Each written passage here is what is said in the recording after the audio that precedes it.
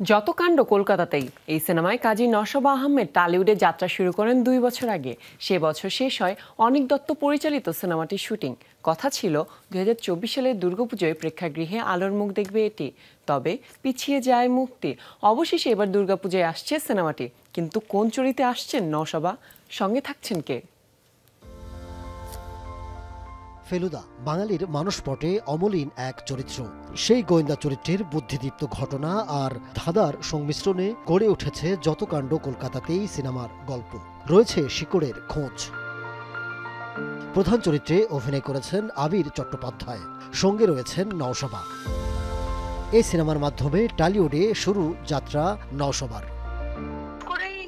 কাজটা আমার কাছে আসে, আমার বাবাকে নিয়ে লিখতাম, এই লেখাটা উনি পড়তেন, মানে যিনি ডিরেক্টর অনিক দত্ত। বিগ ক্যানভাস এটা আমি অত প্রথমে বুঝি নাই, যাওয়ার পর আয়োজনে বুঝতে পারছি।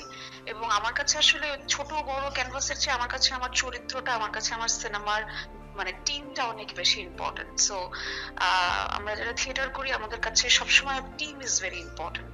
সো ওখানকার টিমটা এত ভালো ছিল এবং যে ধরনের সহযোগিতা আমি পেয়েছি এবং প্রফেশনালিজম পেয়েছি সেটা দুর্দান্ত।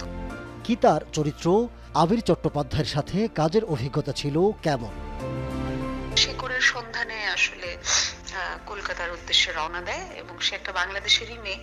তার মায়ের ইচ্ছা পূরণের জন্য সে খুবই ফ্যামিলি ভালোবাসা, একটা মা ভালোবাসে এরকম একটা মেয়ে। সে তার বাবা মাকে প্রচন্ড ভালোবাসে এরকম একটা চরিত্র, যে কিনা ওখানে যাওয়ার পর একটা ধাঁধার মধ্যে পড়ে যায়।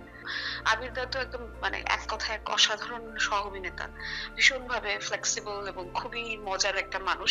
পুরো আমরা খুবই একটা জার্নি করতে করতে পুরো সিনেমাটা করেছি।